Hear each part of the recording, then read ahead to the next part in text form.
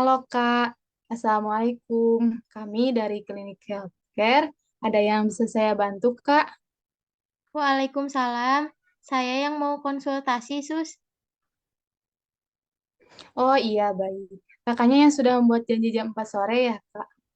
Iya, Sus, betul. Baik, sebelum kita mulai, izinkan saya menanyakan data diri Kakak terlebih dahulu. Kalau boleh saya tahu, Kakak namanya siapa ya Kak? Nama saya Saranova Indira, Sus. Oh iya. Baik Kak Saranova, umur Kakak berapa Kak? Saya 24 tahun, Ya, Kakak tinggal di mana? dari Ciamis, Sus. Hmm. Baik Kak Saranova. Sudah saya catat ya, Kak. Nah, sekarang kita mulai saja untuk konsultasinya. Kak Nova ini sebenarnya ada keluhan apa yang ingin disampaikan? Begini, Sus, saya akhir-akhir ini, mungkin sekitar seminggu ke belakang, saya sering merasa pusing. Pusingnya tuh kepalanya berat banget. Saya juga sering merasa lelah. Bahkan waktu kemarin hari Rabu saya muntah, Sus. Mata juga kurang fokus. Saya kan pakai kacamata ya, Sus. Saya kira buram Ya, itu karena saya lepas kacamata, tapi ternyata waktu saya pakai kacamata juga sempat buram gitu, Sus. baik. Sebelumnya, kalau boleh tahu, apakah kakaknya sudah menikah? Belum, Sus, saya belum menikah. Oh iya, mungkin jika saya simpulkan dari gejala-gejala yang kakak sebutkan tadi, ada kemungkinan jika kakak mengalami hipertensi atau istilahnya darah tinggi, Kak.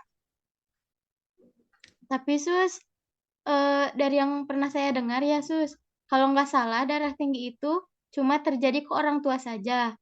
Terus juga darah tinggi itu biasanya dari faktor keturunan. Setahu saya, keluarga saya nggak ada yang menderita darah tinggi, Sus.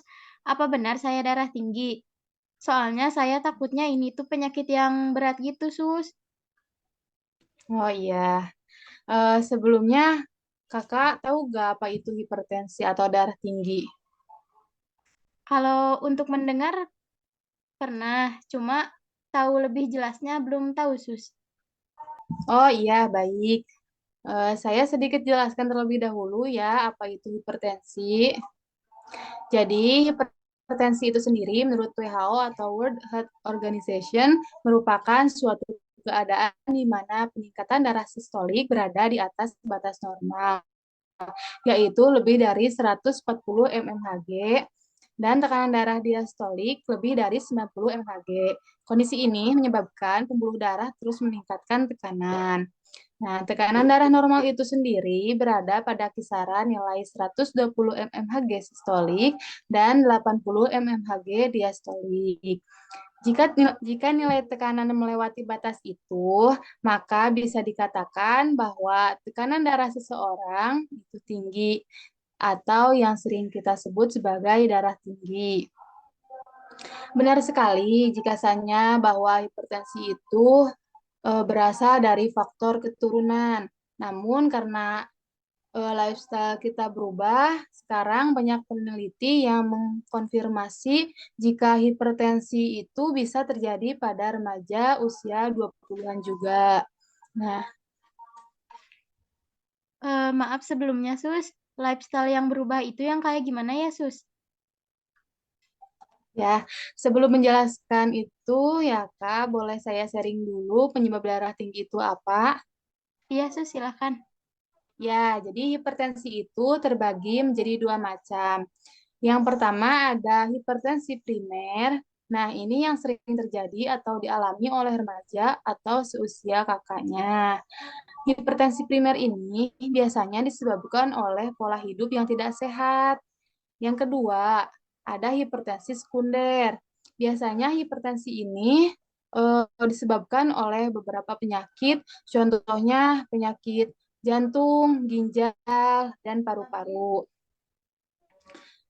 Maaf ya Kak, kalau boleh tahu apakah Kak ada penyakit semacam itu atau penyakit keturunan Kak? Setahu saya tidak ada, Sus. Jika sakit juga biasanya saya gejalanya hanya gejala ringan.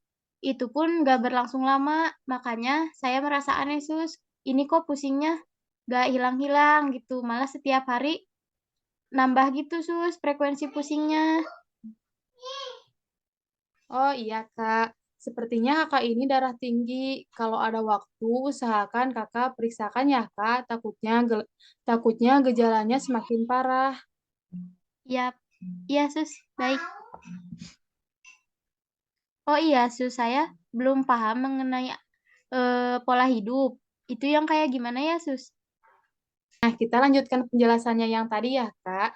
Jadi, penyebab hipertensi itu salah satunya yaitu pola hidup yang tidak sehat, yang meliputi kelebihan berat badan, pola makan yang buruk, stres, terus kebiasaan merokok, terus mengonsumsi alkohol, jarang bergerak atau malas olahraga, konsumsi garam, penyedap, dan MSG yang berlebihan. Nah, kakaknya merasa nggak kalau pola hidup kakak itu nggak sehat? Mungkin dari yang tadi Suster sampaikan, saya juga setuju kalau pola hidup saya itu kurang sehat. Soalnya Sus, zaman sekarang ya kalau jajan nggak pakai pedas sama yang nggak ada micinnya tuh berasa kurang gitu Sus. Saya juga pribadi yang jarang keluar rumah, makanya saya juga jarang berolahraga. Sekalinya keluar, pasti itu ada kegiatan. Dan juga selalu jajan yang goreng-goreng gitu. Apa karena itu ya Sus saya darah tinggi? Nah, betul, Kak. Jadi agak dikurangi ya, Kak, MSG-nya, garamnya, terus goreng-gorengannya juga. Kalau bisa, Kakak olahraga juga. Selain bisa mencegah darah tinggi, olahraga juga banyak manfaatnya bagi tubuh kita. Ya Sus, siap. Kalau boleh tahu cara mencegah darah tinggi itu gimana ya Sus? Oh iya, untuk pencegahannya itu sendiri, di antaranya bisa dengan cara menjaga berat badan yang ideal, mengurangi konsumsi natrium, contohnya mengurangi makan makanan yang diawetkan atau istilahnya instan, terus snack-snack yang banyak mengandung MSG, lanjut dengan olahraga rutin. Mungkin bisa dengan jogging, bersepeda, jalan kaki, ataupun senam dan olahraga lainnya. Selanjutnya bisa dengan lebih banyak memakan makanan yang mengandung kalium, contohnya susu sapi, kacang polong, bayam, kentang. Tentunya kentang juga jangan yang banyak minyaknya ya, dipanggang aja, jangan digoreng. Bisa dengan menjaga pola makan yang sehat dan jika kakak perokok atau mengonsumsi minuman beralkohol, sebaiknya dihentikan ya, Kak.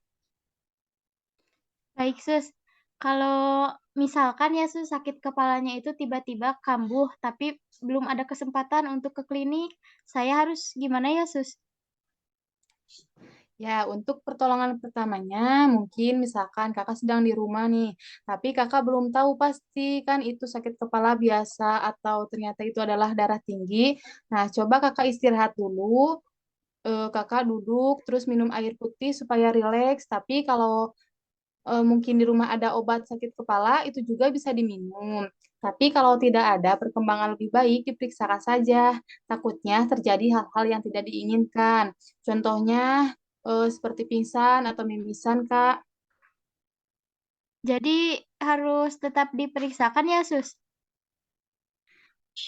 Ya, betul, Kak. Sebaiknya seperti itu agar bisa mendapatkan penanganan medis juga supaya nantinya Kakak tidak salah minum obat jika memang diperlukan. Gimana, Kak? Ada yang kurang dipahami atau ada keluhan lain yang ingin disampaikan, Kak? Cukup Sus, Alhamdulillah saya sudah mulai paham. Insya Allah minggu ini saya juga akan periksakan ke rumah sakit. Ya, Kak. Terima kasih Su, saran dan penjelasannya sangat membantu. Saya yang tadinya tidak tahu dan hampir mendiagnosa sendiri pun jadi tahu dan mengerti perihal yang sedang dialami oleh saya.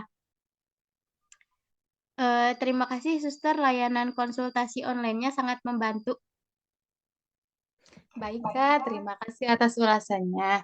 Jika tidak ada yang ingin ditanyakan lagi, mungkin kita bisa akhiri konsultasi ini. Bagaimana, Kak? Iya Sus, silahkan. Mungkin untuk sekarang saya paham.